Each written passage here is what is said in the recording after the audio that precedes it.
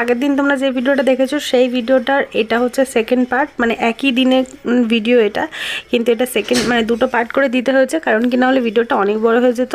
তো চলো আজকে আমি কলকাতা স্টাইল চিকেন বিরিয়ানি বানাবো, কেমন করে বানাই সেটা সম্পূর্ণটাই তোমাদের সঙ্গে শেয়ার করবো এই ভিডিওটাতে। তো দেখতে থাকো, আশা করি তোমাদের ভালো লাগবে ভিডিওটা। তো চলো কি কি বাজার নিয়ে এসছে আর আমি রাত্রেবেলা কি বানাবো সেটা তোমাদের সঙ্গে তো শেয়ার করবো বললাম সন্ধ্যাবেলা। তো তার জন্য কি কি লাগছে আমাদের সেটা তোমাদেরকে দেখিয়ে দিই চলো। তো এখানে দেখো টোটাল বাজার এটা, তাই তো নাকি সবগুলোর মধ্যে আছে? তো সব নিয়ে এসছো?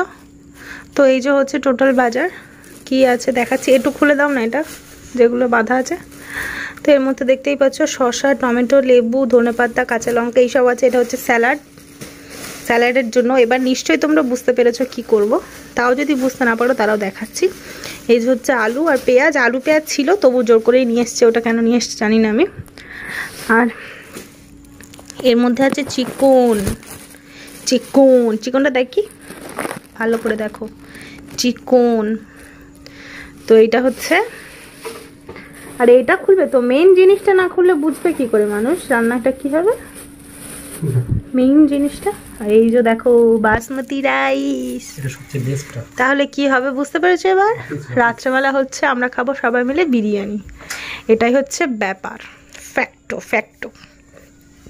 সেই জন্য এতগুলো বাজার টাজার করা। তো চলো ঝটপট করে আমি জোগাড়টা আগে করে নিই, তারপর কি প্রসেসে বানাই চিকেন বিরিয়ানিটা আমি আজকে তোমাদের সঙ্গে পুরোটাই শেয়ার করব। আগে অনেকবার আমি হচ্ছে চিকেন বিরিয়ানিটা কী করে বানাই সেটা তোমাদের সঙ্গে আজকে শেয়ার করব পুরোটা, কারণ কি আগে আমাকে না অনেকেও কমেন্ট করেছিল যে বিরিয়ানি রেসিপিটা দাও। অনেকে বলতে 2-4 জন কমেন্ট করেছিল, আমার তো বেশি কেউ কমেন্ট করেও না। যাই হোক মাঝখানে অনেকেও কমেন্ট করেছিল যে বিরিয়ানি রেসিপিটা দিতে, কিন্তু মানে সেরকম কোনো পরিস্থিতি হয়ে উঠছিল না। আসলে কি বলো তো, এমন সময় আমি বিরিয়ানিটা করতাম না, ঝটপট করে করতে হতো সব কাজগুলো। আর আজকে তো যেহেতু রাত্রেবেলা করছি তো সেজন্য অত তাড়াহুড়ো কিছু নেই, সংসারের কোনো কাজ নেই। মানে সকালে করলে কি বলতো, একটু থালা মাজো, বাচ্চাদের গাধো, নিজে গাধো, খালি বোতলগুলো ভরো, পানি আনো, কাপড় কাচো, হ্যানা ত্যানো কাজ, ঘর মোছো, ওগুলো সব থাকে আর কি। আবার টাইম মতন মেনটেন করে খাবারটা দুপুরে বাড়তে হয়, মানে 1-2টোর মধ্যে। তো রাত্রেবেলা তো সে চাপটা নেই, আর রাত্রেবেলা ওই হবে এরকম ব্যাপার। তো সেজন্য চলো আজকে পুরোটা তোমাদের সঙ্গে শেয়ার করবো আমি কি প্রসেসে বিরিয়ানিটা বানাই, আর দারুণ টেস্টিও হয় অবশ্য। তো চলো ভিডিওটা দেখতে থাকো, বুঝতে পারবে সব। তো এইখানে দেখো সবার প্রথমে আমি আলুটা সিদ্ধ করতে বসিয়েছি, তার মধ্যে দিয়েছি একটুখানি জাফরান, একটুখানি লবণ। এখানে দেখো দুপুরের মাছের তরকারি আছে, কিন্তু এটা রেখে দেবো ফ্রিজে, একটু এখন গরম করে এই বাটিতে ঢেলে রেখেছি। এটা একটু ঠান্ডা হয়ে গেলে ফ্রিজে ঢুকিয়ে দেবো, দিয়ে কালকে দুপুরে এটা হয়ে যাবে আমাদের। হঠাৎ করে প্ল্যান হলে যা হয় আর কি। আর এইখানে দেখো আমি কি জোগাড় করেছি, মানে কত দূর অবধি হয়েছে। আর এই দুপুরের ভাত এইটুকু বেঁচেছে, পিঁপড়ে লেগেছে ওতে আবার। যাই হোক, তো এইখানে দেখো চালটা ভিজিয়ে রেখেছি আমি। চালটা প্রায় অনেকক্ষণই হলো ভেজানো আছে, আধা ঘন্টা মতো হয়ে গেছে। তো ওটা এবার ধোবো, ধুয়ে তারপর ভাতটা বসাবো, আগে আলুটা সিদ্ধ হয়ে যাক। আর এখানে দেখো পেঁয়াজ কুচিয়ে রেখেছি, টমেটো কুচিয়ে রেখেছি। এই অর্ধেকটা পেঁয়াজ টমেটোর সঙ্গে দিয়ে পেস্ট করে হচ্ছে মাংসটাকে মাখিয়ে রাখবো। আর এখানে মাংসটা ধুচ্ছিলাম, ধুতে ওই আলুটা বসালাম। তো এটা এবার ছেঁকে নেবো, নিয়ে চুবড়িতে দেবো পানি ঝরানোর জন্য, নাহলে মাখালে ওর থেকে অনেক রস বার হবে। তো চলো এইটুকুনি কাজ হচ্ছে আমার, বাকিগুলো আবার দেখাচ্ছি কি করে করি। আর এইখানে দেখো স্যালাডটা কেটে রেখেছি, যাতে করে তখন আর তাড়াহুড়ো করতে না হয়, কারণ কি রান্না করে পুরো টায়ার্ড হয়ে যাব, তারপর যেন স্যালাডটা কাটার জন্য আবার ঝামেলা না করতে হয়, স্যালাডটা কাটতে ভুলে না যাই। তো সেজন্য একেবারে স্যালাডটা কেটে রেখেছি। আর এর মধ্যে আছে আদা রসুনের পেস্ট। আর আজকে দেখো আমাদের গাছ থেকে বরকি পেরেছে, পাশে একটা ওই তেলাকুচু পাতা যেটা ভাজা করেছিলাম দুপুরে, ওর ফল এটা পরে দেখাচ্ছি দাঁড়ো। তো এর মধ্যে আছে আদা রসুন বাটা, এর মধ্যেই আমি মশলাটা করে নেব, চলো।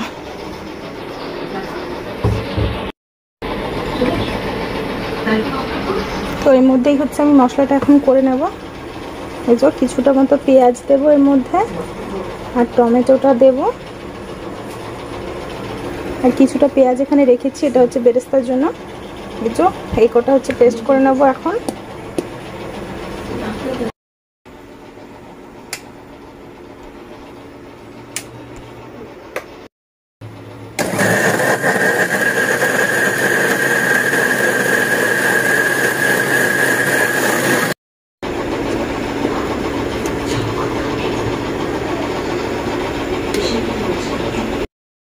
তো এই যে দেখো এখানে মাংসটা নিয়ে নিয়েছি, আর এর মধ্যে মশলাটা বাটা আছে। এবারে মাংসটা ম্যারিনেট করে রাখবো, আর কিছুটা মাংস চুরি চুরি করে রেখে দিয়েছি। এটা হচ্ছে 2-1 দিন পর আবার রান্না করব। বর এটা জানে না, ওকে বলবো না, ও বললে পুরো মাংসটাই নিয়ে নিতে বলবে। শুধু রাত্রেবেলা খাবো, অতগুলো মাংস নিয়ে কি করবো বলো তো। একটুখানি বাঁচিয়ে রেখেছি।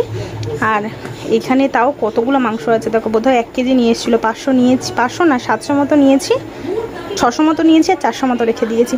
তো এটা ফ্রিজে আগে লুকিয়ে রেখে আসি, চলো তারপর মাংসটা মাখাচ্ছি এসে। চলো এটা চুরি চুরি করে রেখে দিই। হ্যাঁ, ও না হলে এসেই আমাকে না হলে বলবে আবার। চলো ওই যে ওটা রেখে দিয়েছি ফ্রিজে, পুরো ফাঁকা, কিচ্ছু নেই। তো এখানে দেখো মাংসটা মাখাবো আমি, এর মধ্যে এই পেস্টটা দিয়ে দেবো।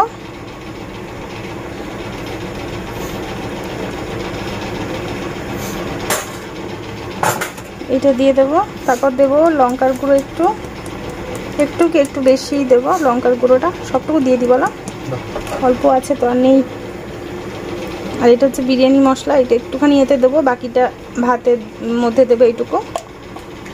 আর 1 চামচ হলুদ গুঁড়ো, 1 চামচ জিরে গুঁড়ো, 1 চামচ ধনে গুঁড়ো, আর টক দইটা।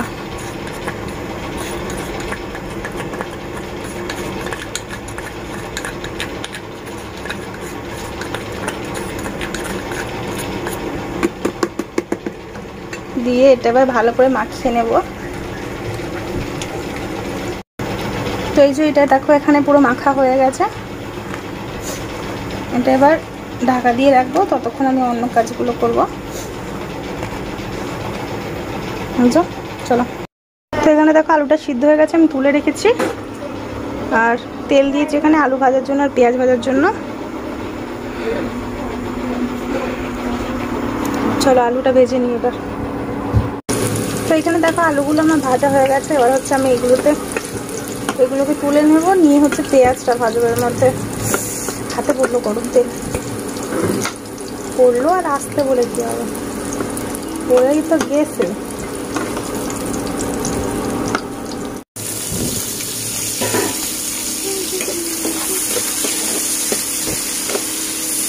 তো এখানে দেখো পেঁয়াজটা ভাজা হয়ে গেছে, এক্ষুনি তুলে দিলাম। তো ওই তেলেই আবার মাংসটা আবার বসিয়ে দেবো।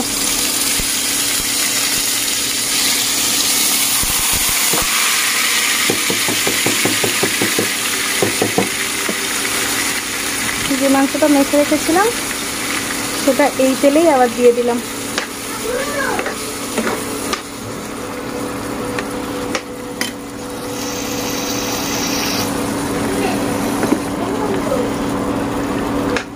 এর মধ্যে শুধু লবণটা দেওয়া নেই, বাকি সব কিছু দেওয়া আছে।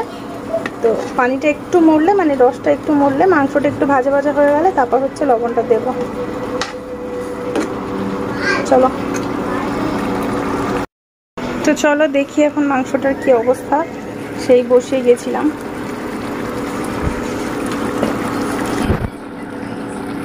তো এই যে ওখানে দেখো অনেকটাই বেশ পানি ছেড়েছে, আর তেলও একটু ছাড়ছে। এবার এর মধ্যে লবণটা আমি এখনো দিইনি, এতক্ষণ ঢাকা দিয়ে ওইভাবেই হচ্ছিল একদম হাই ফ্লেমে। তো এবার হচ্ছে এর মধ্যে আমি লবণটা দিয়ে দেবো।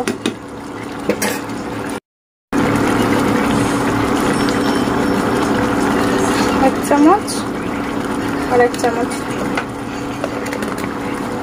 একটু বেশি করে দিয়েছি লবণটা, কারণ কি বিরিয়ানি তো, সেজন্য ভাতের সঙ্গে লবণটা মানে অ্যাডজাস্ট হতে হবে। সেই জন্য আমি ইংরেজি বলতে গেলে ভুলিয়ে ফেলি, বাবা কি শিক্ষিত মহিলা। যাই হোক, তো সেই জন্য হচ্ছে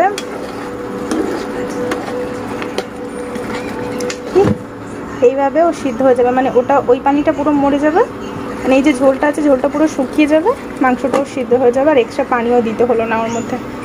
চলো, আর একদম দেখো হাই ফ্লেমেই আছে। আমি নিয়ে নিয়েছি, বলছি বাবা নিয়েছি সবটুকু মাংস। ওর মধ্যে অন্য একটা জিনিস রেখে দিয়েছি আমি, তুমি সরো, অন্য একটা জিনিস সরো তুমি। ওটা সে ছোট একটা জিনিস দিয়েছে ওইটা। কেন তোমার কি অত দায় দরকার? তোমার এনে দেওয়ার দরকার, এনে দিয়েছো, সে আমি এবার কি রান্না করবো সেটা আমি দেখবো। কতগুলো মাংস খাবে? 20 পিস মাংস একা খাবে নাকি? আমি জানি তুমি এরকম একটা করবে, আমি সেই জন্য আগের থেকে ভিডিও একটা করে রেখেছি। আমি চুপি চুপি রেখে দিই মাংসটা, ও ঠিক আসবে দেখতে। ও বাবা, ঠিক তুমি কি খুললে কি পড়লে সবের মধ্যে চলে এলো। ভালো, মাংসটা আবার কত নিয়েছি সেইটুকু আবার ওর বলতে হবে সব। কাটবো আমার কাটবে তুমি? বলবো আর বললাম না, থাক থাক। দেখো এখন বাজছে 11:15 আর এখনো আমার ভাতটাই হয়নি। মাংসটা ওই যে ওইদিকে হচ্ছে, ভাতটা হয়নি। আর বাকি এখানে পেঁয়াজটা ভেজে রেখেছি, এই যে আলু তো দেখালাম তখন, মাংসটাই হচ্ছে। আর এই ভাতের জন্য পানি, এর মধ্যে দিয়েছি একটুখানি লবণ আর একটুখানি সাদা তেল, ঘিও দিতে পারো তোমরা। আর এই যে কেওড়া জল আছে, এটা একটুখানি দেবো। আর গোটা গরম মশলা ভাতের মধ্যে দেবো না, কারণ কি ওগুলো ফালতু ফেলে দিতে হয়।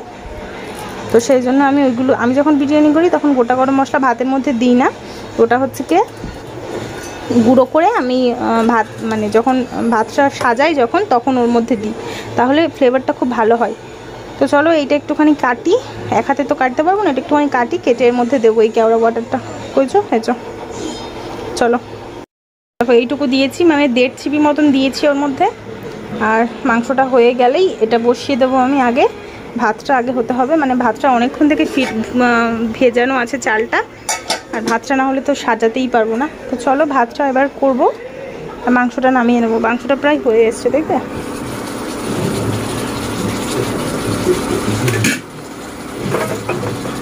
প্রায় হয়ে এসছে। সাইড থেকে তেল ছাড়ছে একটু একটু।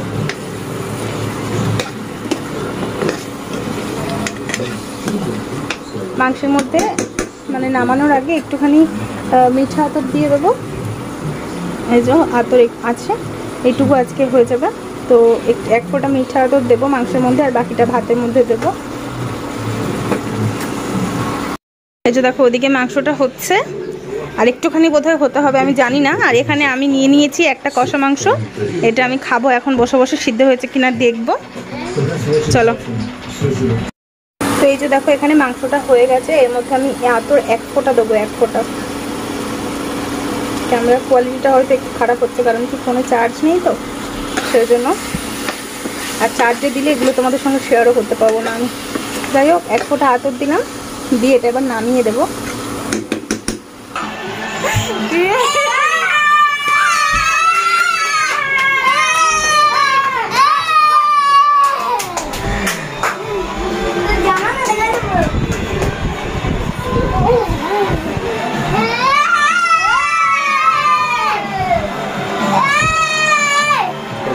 তো দেখতেই পেলে সবগুলো আমি একদম জোগাড়জাটি করে নিয়েছি। এবার হচ্ছে সাজানোর পালা। এই লেয়ার বাই লেয়ার এটাই সবচাইতে কঠিন কাজ, কঠিন না সবচাইতে সহজ কাজ।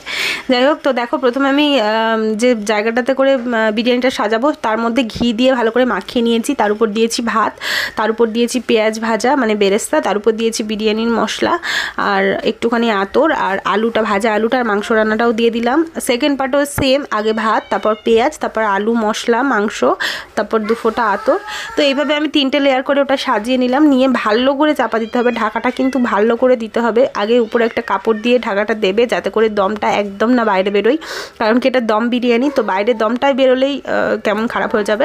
আর একদম দেখো একদম উপর থেকে শেষেই দিচ্ছি কী বলে ওটা, জাফরান গুলানো পানি, একটু পানি না, ওটা কেওড়া ওয়াটারের সঙ্গে জাফরান গুলিয়ে দিয়েছি আর একটুখানি ঘি। তো চলো এটা এবার দমে দেবো।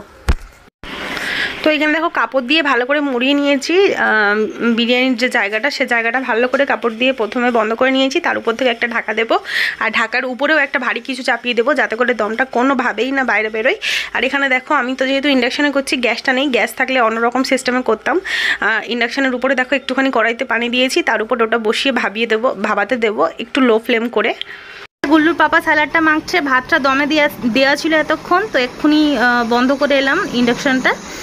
আর এখানে হচ্ছে স্যালাডটা মাখছে, আর গুল্লু এখানে বসে আছে খাবে বলে। দেখি গুল্লু আবার হাতে করে আপেল নিয়ে বসেছে, বলছে রাত্রেবেলা আপেল খাবে, কিন্তু এটা এখন ওকে দেওয়া হবে না, এটা রেখে দেবো এখন, কারণ কি ভাত খাবে এক্ষুনি। এখন আপেলটা খেলে আবার ভাত খেতে পারবে না। তো এই যে দমে দেওয়া ছিল, এবার হচ্ছে এটা খুলবো আমি, দেখো কেমন হয়েছে। আজকে পুরো বিরিয়ানি রেসিপিটা তোমাদের সঙ্গে শেয়ার করলাম।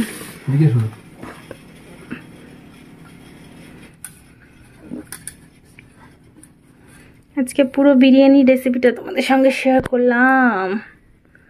খুলছি এবার, চলো 1 2 3 1 2 3।